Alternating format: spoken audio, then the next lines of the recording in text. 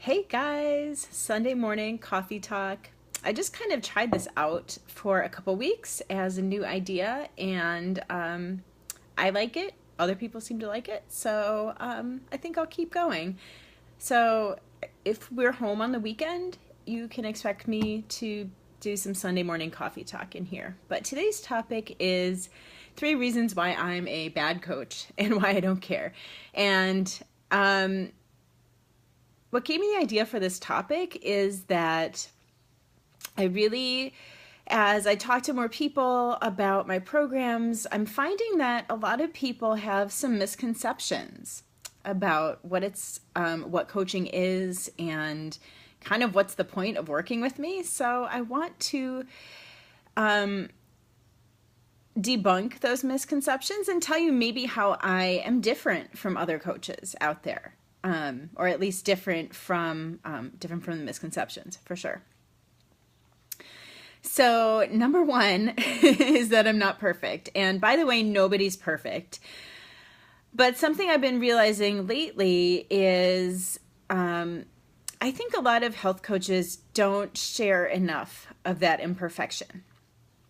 They don't share things that make them look human instead of some, nutrition plan embodied, like sticking to a nutrition plan perfectly every single day. And it's a tough balance, right? Like it's a difficult line to find, because if I'm just posting about like anything and everything, like, hey, this ice cream sundae, that's not going to really probably inspire people to want to live a healthier life, right? But at the same time, you have to be relatable as a coach. And if people think you're superhuman, then they're just going to be like, oh, well, I can never do that anyway, so why should I even try? So, newsflash, I'm not perfect, but I'm really working on sharing that a lot more. And that's why, if you see, I think back to, I posted a picture of a donut one time and I got like a whole bunch of people unfollowed me. And I get that, especially everyone has their own reasons, and I try not to take it personally, because I know, like, I've been in Overeaters Anonymous before, where you have certain trigger foods and you just don't want to even see pictures of them. I mean, you turn on the TV, you see billboards, all of those things are out there, but you want to minimize those influences that are going to make you want to eat your trigger food. So I get it, and I'm not like shaming the people who left, but I do also think that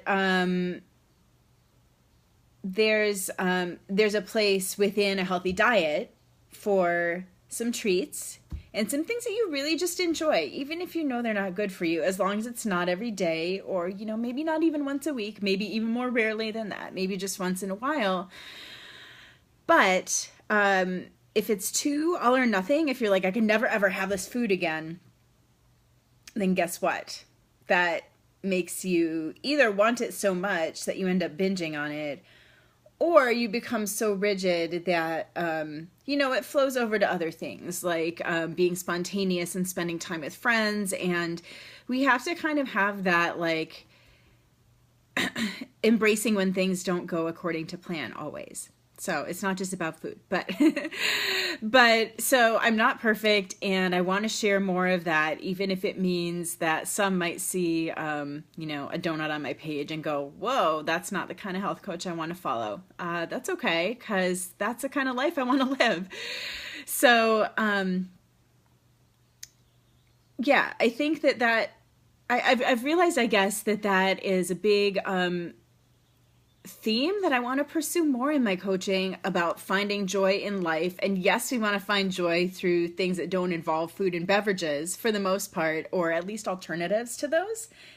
But it can still involve a really delicious cupcake once in a while. So that's number one. Number two, now this is where it gets a little more tongue-in-cheek, because I really don't think this is a bad coach necessarily, but it might be different from what some people's idea of a coach is. By the way, say hi if you're watching. I want to see who's on here. But so number two is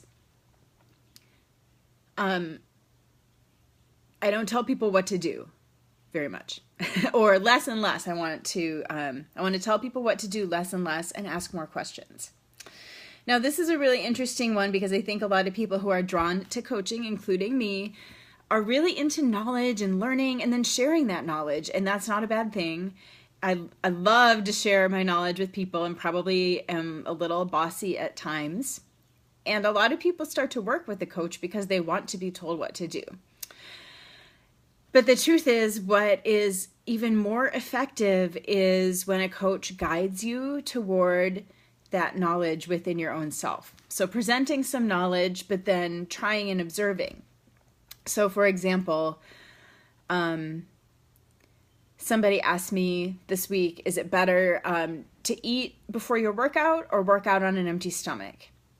And my answer was all about trying both and seeing what feels better to you. Now, I know there are different philosophies, and I went through some of those in my answer, that, fasted cardio is best for weight loss and that kind of thing. But for me personally, I've observed that when I work out on an empty stomach, I just crash during my workout. It's not good. I don't feel strong. I feel really irritable. And so I've learned to have a little something beforehand that, it's what helps me build strength and endurance over the long term is not to work out when I'm hungry. But that could be totally different. I know people who love fasted cardio. So instead of just giving everyone one answer, I'll share my experience. And then what I do is guide you through exploring some of the options and determining what feels best for you. I, for the most part, recommend a high protein diet because most people feel better on it. High protein, moderate carbs, by the way, not ketogenic. But I have a couple clients who are vegetarian or vegan and feel great with less protein. And, they have eaten animal protein in the past and they didn't like the way it felt. So you have to do what works for your body. And so when I say I'm a bad coach because I don't tell people what to do, if you're wanting someone to tell you what to do, that might work for a little while. But you're much more likely to succeed in the long run if it's an idea you arrive at of your own initiative. So you have a lot of wisdom inside you, including intuitive eating and, observing how different foods and different exercises and different lifestyle habits make you feel. And if you're just following instructions and you're not paying any attention to how you feel, that is not a recipe for sustainable, long-term good health and healthy habits, because you need a deeper reason to be doing it, not just because somebody told you to. When you observe, oh my gosh, I feel amazing because I made this little change, that's what's going to make it stick. So that was number 2. I don't tell you what to do. I'm working on asking more questions too, and not just presenting information. But that's different from a lot of people's model of what they think coaching is. And then number 3 is where it gets really tongue-in-cheek, which is I'm not going to make false promises. But it really drives me crazy that there are a lot of good coaches out there. And I mean, to be honest, I consider myself one of them. There's a reason why I do what I do. So I don't really think I'm a bad coach, but different from this stereotype. So there's a lot of good coaches out there who... Oh, thanks for the thumbs up, whoever that was. There's a lot of good coaches out there who get lumped in with the people who are telling you that it's healthy to lose, 10 pounds in a week, and telling you that it's healthy to, just do really extreme things. Or, I read a lot about fertility, nutrition for fertility, different things you can do to increase your odds of getting pregnant. And there's so much out there that's basically promising to be a miracle cure. And it makes me sad on a personal level, but also for all of the desperate people out there who are being told, like, do this and you'll get pregnant. And then they don't, it doesn't work for everyone. Nothing works for everyone because there are some people, including me, nothing's worked for me. Right now we're not able to try, but nothing worked for me in the past. And I tried all kinds of things. And then you start to really feel like it's your fault, or whatever you tried, you didn't stick to it well enough.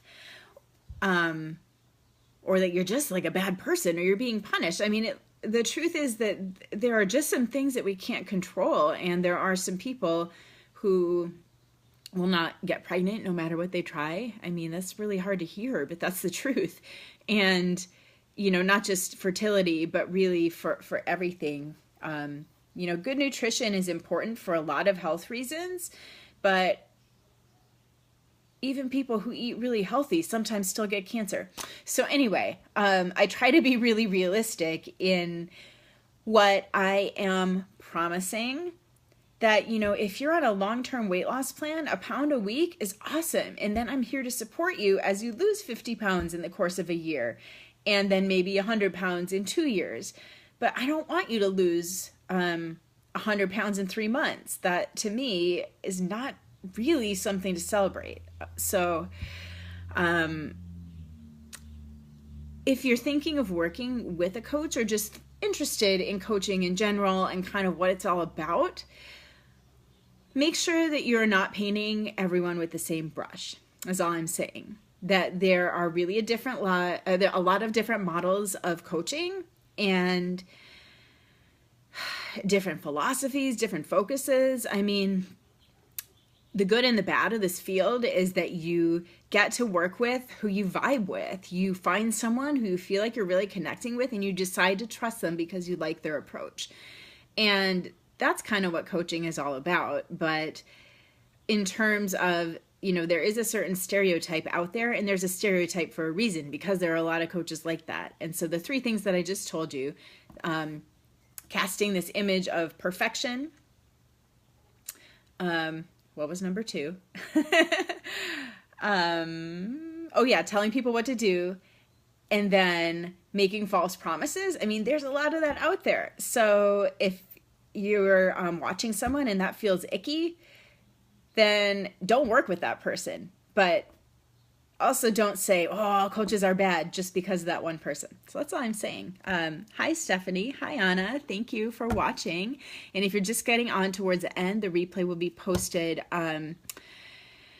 momentarily. I did want to say I have some private communities if you are struggling with infertility, or if you're wanting to not take such an extreme attitude towards healthy living, if you want to have a little more of that like good life mentality where you do really enjoy those treats. Like if your focus on healthy living has just kind of sucked all the fun out of it for you, and you want to bring the fun back, that's exactly what this community is all about. So I'll be posting both of those links in the comments and their private groups, so you can just click to join if you're interested in either of those. Thanks, guys, and I'll see you next Sunday for Coffee Talk.